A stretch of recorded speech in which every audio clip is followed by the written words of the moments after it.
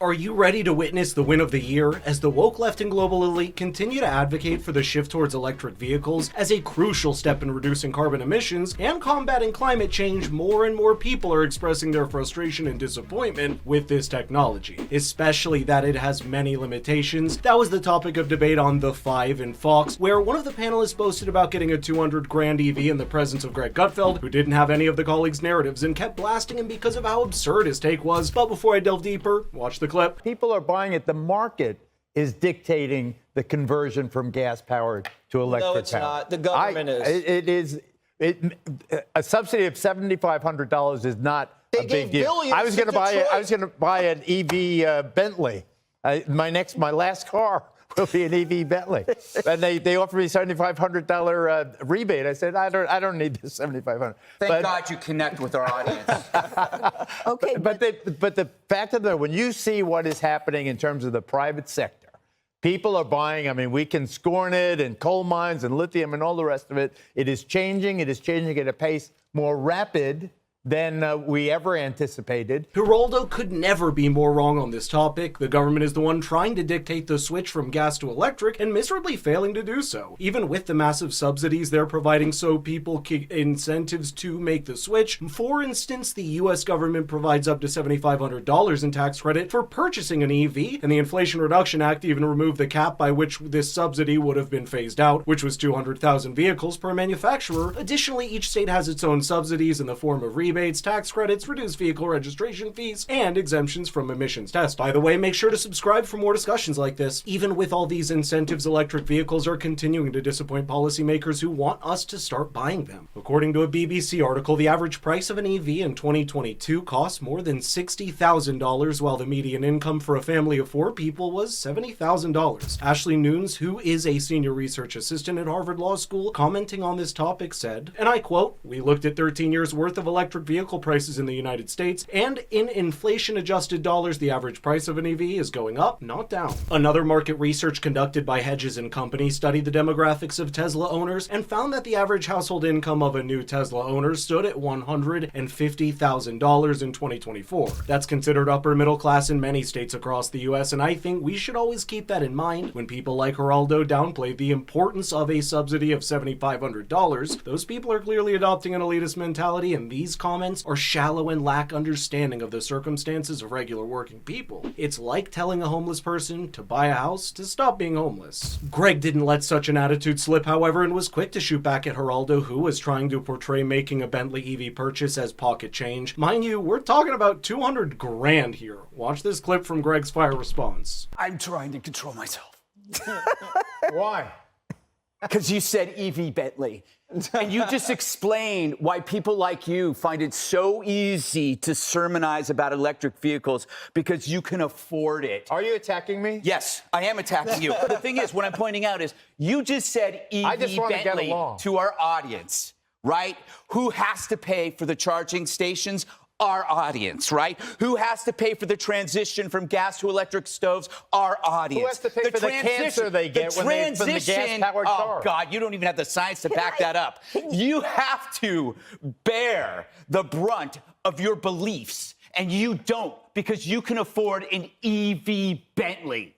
We're telling our audience to suck on it. I hope that response shook the wokeness out of Geraldo here. We've been using taxpayer money to fund the purchases of people like him since 2010. Taxpayer money has been used to fund subsidies that benefit EV manufacturers, which then sell these vehicles at price points that are often unaffordable to a large segment of those very taxpayers, as I mentioned earlier. The benefits of these subsidies are solely enjoyed by a relatively small group of consumers who can afford high-priced EVs, while the broader population bears the costs. Additionally, these subsidies for EV companies do nothing but distort the automotive market by artificially lowering the cost of producing electric vehicles through subsidies. The government gives EV companies an unfair advantage over manufacturers of more affordable gas vehicles. This limits competition, and over time it could restrain the overall progress in automotive technology, including the development of more cost-effective and efficient conventional vehicles that are still necessary during the transition to electric transportation. Such an approach will lead to creating a dependency on government support, which might deter these companies from innovating and reducing costs independently, this dependency can slow down the natural progression towards making vehicles electric, affordable, and self-sustaining in the market without external financial support. I think that instead of subsidies the rich in purchasing EVs, we should focus on other initiatives that have far more effective results, like improving public transportation systems or investing in renewable energy infrastructure might yield more significant environmental and social returns on public investment. The opportunity cost of diverting large sums of taxpayer money into subsidies for EV companies is a critical aspect that must be considered when evaluating the effectiveness of such policies. That's the sentiment that Jesse Waters shares and expands on, especially the point of the government subtly forcing us to buy them. Just watch this clip and see his take. Joe Biden doesn't own an electric car.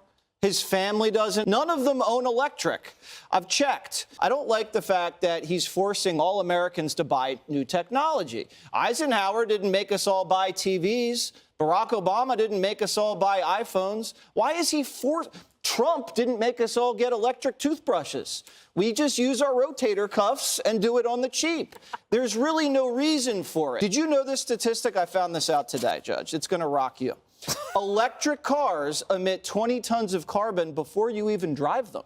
Right. That means there's 4 years of driving before the thing even gets off the lot. And that's the core issue of these EV subsidies and unrealistic goals. While the intention behind EV subsidies is to reduce carbon emissions, the actual environmental impact is more complex. The production of electric vehicles, particularly batteries, involves substantial energy use and raw materials that have significant environmental footprints, not to mention the horror stories behind mining some of the materials that go into making them. There's also the source of electricity used to charge these vehicles, which is generated from non-renewable sources, which leads to the overall environmental benefits being less than anticipated. Another key issue is the government slowly shifting away from free market capitalism and imposing a one-size-fits-all solution, which is far from being practical. You see, at the heart of such a market is the principle of consumer choice. Forcing individuals to buy electric vehicles infringes on the principle by limiting personal autonomy and the freedom to choose products that best suit individual needs and circumstances. People choose vehicles based on a variety of factors, including cost, utility, reliability, and even aesthetic preference. It should be clear to them by now that EVs are not meeting this criteria for a big portion of consumers, and I think we're starting to see the far left questioning the viability of keeping up with such an approach. For instance, the CNN recently published an article outlining the shortcomings of the EVs, noting, "The EV market has nevertheless become a major disappointment. There is a troubling gap between expectations and reality." There's also the issue of the massive infrastructure required for supporting EVs, primarily for charging, which is still underdeveloped in many regions, especially in rural or underdeveloped areas where electric power supply can be unreliable. The same CNN article notes, the US will need 182,000 fast chargers for electric vehicles by 2030. There are currently fewer than 40,000 according to the DOE, which is about a quarter of those in California. I think everybody had enough with the likes of Geraldo repeating the talking points of the woke left when it comes to EVs, and more people should wake up to the limits of this technology, particularly the limited environmental impact it has. Additionally, using taxpayer money to subsidize them is counterproductive and could be summarized as inefficient or misguided use of public funds. Thus, we should let the free market take its course and innovate solutions.